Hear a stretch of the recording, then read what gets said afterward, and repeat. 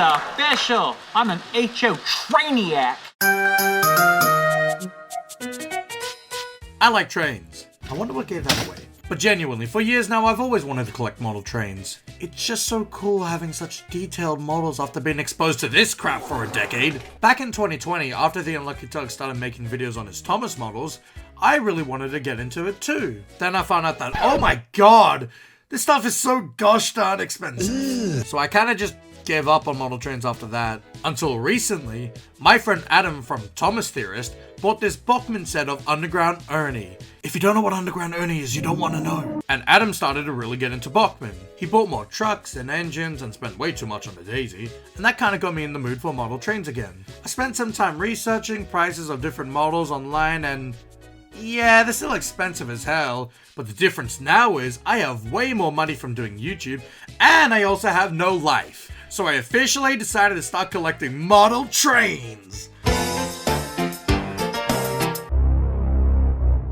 Before we get into the story of everything, there's two things I should let you know. Firstly, I live in Australia, and online shopping here sucks doo-doo fart. There's a reason I've never updated my Tommy Gordon, it's because I could never find one. So actually finding models, and for a good price, is not very easy. And secondly, I am no expert at any model railway stuff. I have absolutely zero experience, and I am learning everything as I go. My knowledge only comes from mostly Adam and Unlucky Tug videos, so that's probably a recipe for disaster. So yeah, this whole journey has kind of been a nightmare to start out.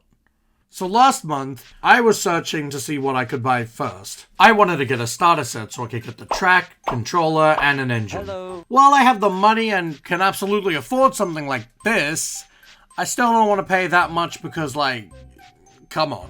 So finding a set was tricky. I found a used Bachmann Thomas set on Facebook Marketplace for 150 Australian dollars. It was just missing the power bank. I figured this would be a good deal. It's pretty cheap for a starter set and the power bank shouldn't cost that much. What could possibly go wrong? It wouldn't work.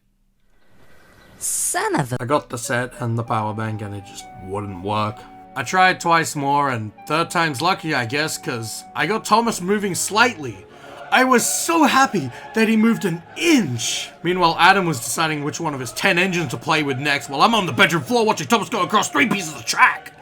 I came to the conclusion that either Thomas just didn't run well, or the track was crappy, or the controller was broken, or the rail joiners were broken. Basically, my conclusion was that I probably shouldn't have bought that set. So I decided to start from square one again. Buy a new starter set. A brand new one. After looking on Amazon, I found one that was $137. Where was this when I was researching earlier? That's cheaper than this piece of trash. So I bought the set. Finally, a fresh start. Just have to wait like 2 weeks for that to arrive from the UK. I wanted to give the engine a name, so I asked Adam for suggestions. He jokingly said Emily because it was number 12, so I countered that by saying Alfie as a joke. And then it kind of just stuck, so this guy's called Alfie now. I'm Alfie. Nobody asked. I also wanted some more trains because I was pretty sure Thomas wasn't going to be the best runner. I found this engine called Smokey Joe, which was pretty cheap for a model train. And I'm going to be honest, this engine looks terrible. Like, it's fully black, and the name on the side is just like the stupidest font choice ever. I think the font choice could be a little better. I wasn't thinking about buying this until I decided to do a little Photoshop. My idea for this was kind of like one of those Day Out with Thomas engines. That isn't the real basis of the character, just an engine that looks similar dressed up to be that character. So I decided to buy Smokey Joe after all. Yay, me! I also wasted $170 on Henry because oh my god, he looks so good. Look at those side rods. A few weeks later, I got a notification from Amazon that they were all gonna arrive on the same day. How convenient. I got the set and Joe at the same time. Henry's fat ass was probably slowing the post fan down. I unboxed the set and Joe with Adam, and this was my first time setting up a whole loop, and well, you know how I'm new to this? I was very bad at setting the track up. Connecting the rails together was so tedious, and sitting on my bedroom floor probably wasn't helping. It took me like 30 minutes just to make the one loop. It was like the longest half hour of my life. Finally though, my luck had turned around because everything was actually working. Even Thomas worked. Kinda. Okay, so I'm just gonna say it now. Thomas is a little turd. He has trouble starting up slowly and sometimes needs to push, and if I slow him down too much, he just stops. Once I'd give him a bit of a run though, he'd seem to work fine. I finally got Henry, and I had no idea how to open his package. I wanted to try and preserve the cardboard thing inside, so I cut the top open and proceeded to slice my finger open on the box. There we go. Yeah, they're not easy to open. I sliced my thumb open. Oh my god. If you're still recording, that better be in it. It wasn't even with the scissors, it was with the plastic. The cut was like 5 centimeters long, so thanks for that, Henry. Fun fact, it's been like 3 weeks later and I still have the markings of the cut on my thumb. So like, I guess that's there forever or something. Like, after I got Henry out of the package, I got him to run and oh, hot damn is he good.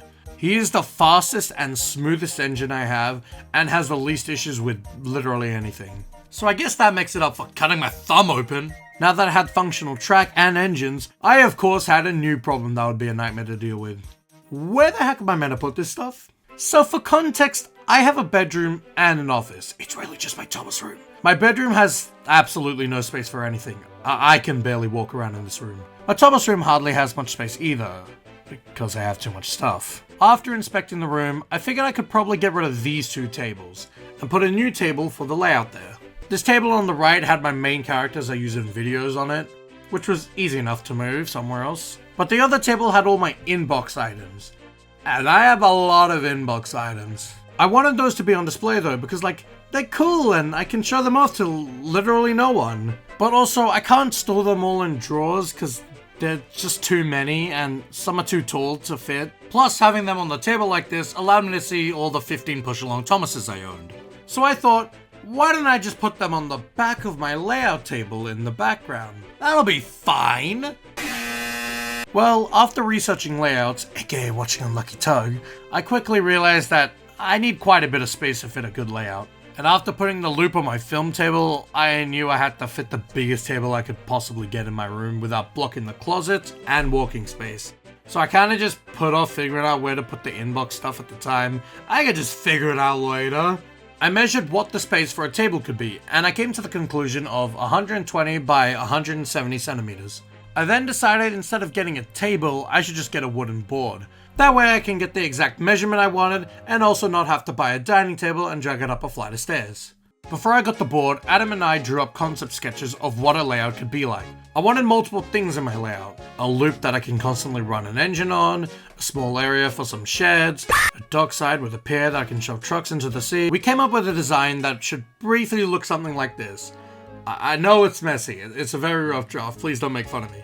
This gave me a general idea of what I could expect from a layout, and I was pretty happy with it. So I bought a wooden board and placed it on top of this right desk and my old work table, which is the same model as that one. I then moved the inbox table as my new work table. This worked out perfectly because I didn't have to buy any new tables, which was such a relief. I set up a circle track and it was looking pretty good. Finally, some good progress! Now that I had a layout in mind, I just needed to buy some more track. I figured that over time I will keep finding lots of track and eventually have enough to try and build a proper layout. So I went looking. I found a lot on Facebook, which I know what you're thinking, bad idea, but the listing was pretty cheap for a lot of track, so I bought it. The seller did let me know that some of the pieces were rusted and some of the crossings didn't work, but could probably be fixed. I did manage to fix one of them so far, not the other one yet though. Otherwise, most of the straights and curves from the lot worked fine, so hooray! At this point, I decided it was time to start work on Smokey Joe, turning him into a doubt with Percy.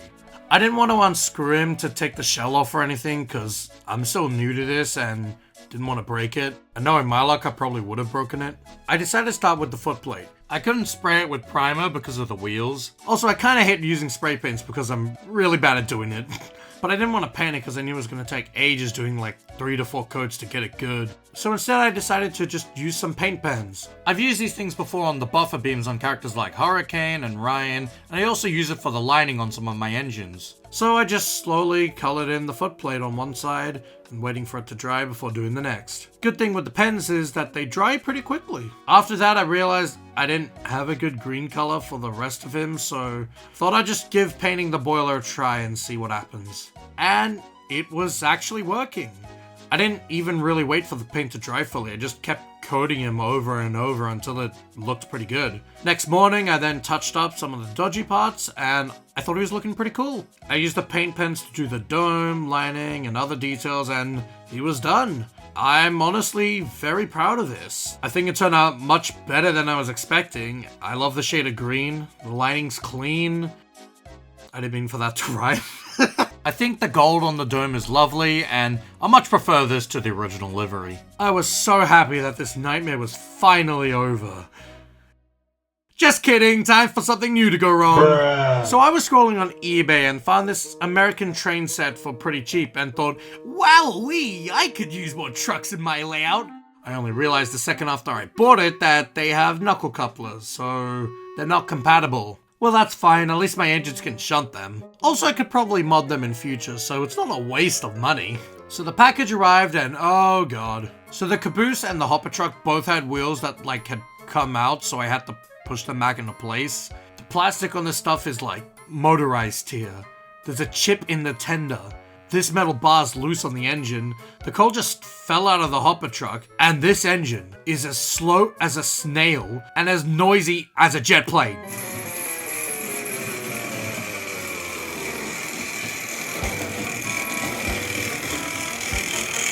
Ew. Unbearable. So yeah, not the best purchase I've made.